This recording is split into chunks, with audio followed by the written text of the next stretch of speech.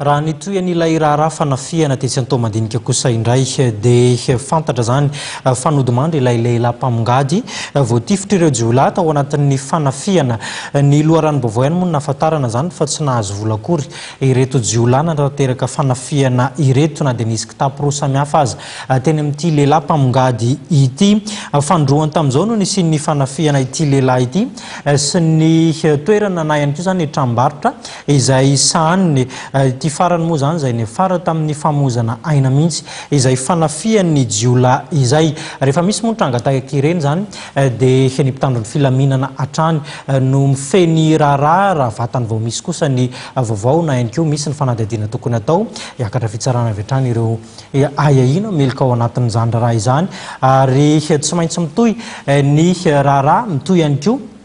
ny vaovao mahakasika azy ireny. Efa ndresaka an'izay tontolon'ny fitsarana izay ihany sika dia noraisy ny ministra ny fitsarana Andriamatoa Charles Andremiseza tamin'ity androndroantolakandro ity teny efa raha voatra ny solotenan'ireo syndikan'ny fandraranan'ny fonja sy ny syndikan'ny prak-drara fiaona izay nametrahana ny dingana lehibe tsy maintsy atao amahana ny olana amahana ihany koa ny fitakiana izy ireo. Raha ny fantatra dia lahara-pamehana ny famahana ny fitakiana ireto syndika roa ireto. Mangataka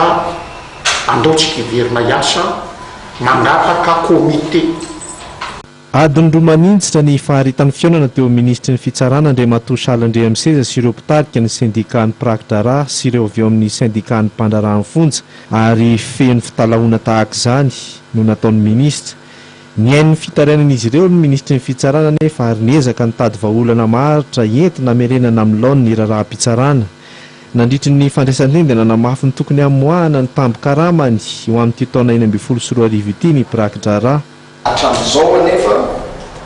amina tongavanao zao vao nandray anay hatramin'izay tsisy nandray mihitsy fa raha matahorana mandeha hitseroana amin'ny alalan'ny mail na amin'ny alalan'ny fampiadiana hoe izolevo ny gola miaraka amin'ny greffier io angatarnery Andriamatoa ministra hoe na rapelena io na ampanomboky ny 1er janvier 2016 ny date de fin io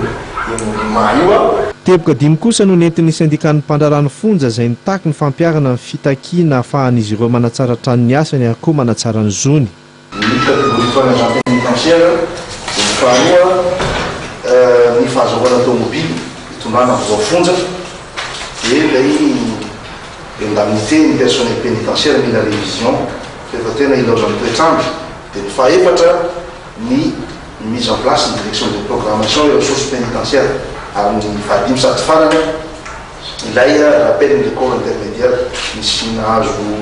ny anatra catégorie 6 ny contrôleur sy ny éducateur spécialisé tamin'ny taona lasiny araka amin'io agent pénitentiaire io. Manao izany dia niantso amin'ny tokony hiverenana miasa ny ministry ny fitsarana nanamafy fa misy niezaka izay efa narosa randro vitsivitsy no andrasana amin'ny famahana ny ampahany amin'ny fitakiana sasany. Ny pénitencier misy comité koa manaraka hoe bon aiza ty catégorie 3 ty aiza ny rappel anay fa io raha fahalalako anao resaka andro sisy io za tsy tena mahay procédure ny vola loatra tsy ananako firy izy io dia tsy haiko ny procédure io fa misy procédure rahana fa ny accord dia efa milamina. Na dia teo azy amin'ny fampanantenana nety ministra ny fitsarana dia nanamafy ireo mpitarika ny syndika fa mbola anio fitokonana raha mpitso. Everina kosa fahita mahamatry iraisana ny rotota ato ato satria tsy mijanona ny fampiresahana amin'ny syndika sy ministère. Mariana fifaniona tamin'ny premier ministre Olivier Mafaly ireto mpitarika syndikaly ireto ny herinandro lasa teo ary ny ministra dia nanambara fa ao anatin'ny 10 andro dia tokony ravina ihany koa ity raharaha ity.